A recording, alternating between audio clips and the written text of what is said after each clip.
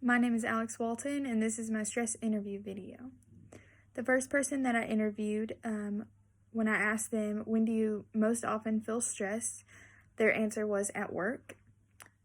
When I asked them, what do you do when you feel overwhelmed, or is there anything that makes them feel better in the moment, they said just totally detach from the situation and kind of just walk away from the situation. Whether that be like people that they work with, their coworkers have upset them, they just detach from the situation completely, or something that doesn't go right at work, they just completely walk away from the situation. The third question, do you feel like you have a healthy way to cope with stress? When I asked them this, they said yes, and they really liked that their way of coping with stress was to just detach from the situation, kind of just forget all about it. Some things that I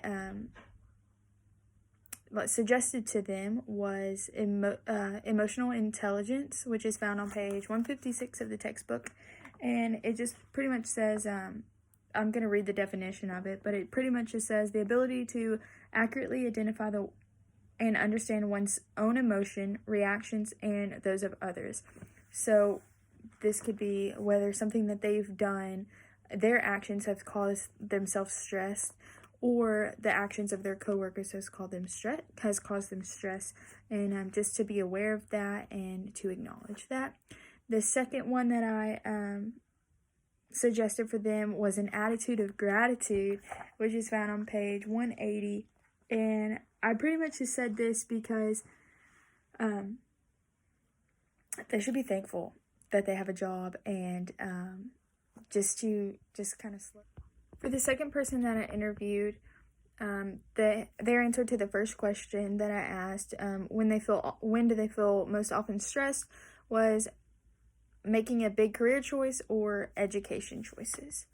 When I asked them what do they do when they feel overwhelmed, or if anything makes them feel better in the moment, they suggested that they just go to sleep, and just to avoid the situation makes them feel better, which inevitably leads them to procrastination. When I asked them if they felt like this was a healthy way to cope, they said not at all. And two things that I suggested for them that they could do was the ABCDE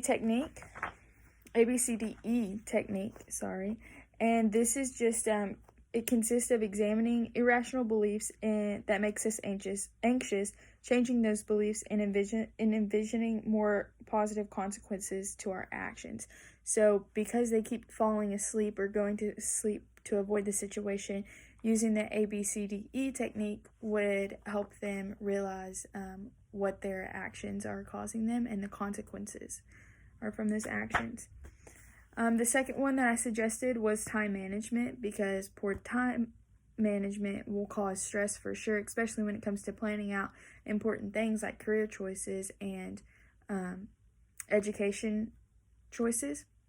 So they could be setting goals in these aspects, or prioritizing their time, scheduling, and really realizing why they want to do the things that they want to do, whether it be career or educational. My third and final interviewee responded to the question, when do they feel most stressed? They said falling behind or having too much to get done. So they feel like they don't ever have enough time to get anything done. When I asked them what do they do when they feel overwhelmed, or does anything make them feel better, they suggested that they go work out or exercise, go on a walk or something like that. When I asked them if they felt like this was a healthy way to cope with stress, they said, I do believe exercising is healthy in a way to cope with stress. Some things that I suggested to go along with exercising and working out, because I think that is an awesome coping mechanism. And some things that I suggested to go along with that was time management, prioritizing their time, assessing how they spend their time first off, and then setting goals, prioritizing their time, like I said, scheduling, and saying no if they don't really have time for things. and stuff like that. So, and investing their time in the things that they need to get finished. The second one that I suggested was on page 179, and it was stop to smell the roses. I just kind of really like this coping mechanism, and the first sentence says, life can be a celebration if you take time to celebrate. I think that is awesome, and that is so true, because life can really be celebrated if we take time to celebrate it. And with this person, they feel overwhelmed and with everything that they have to get done, but if they just slow down and realize that it's going to work out if you prioritize your time in the correct way, and everything will just work out, and doesn't all have to get done today, and hopefully there's going to be tomorrow.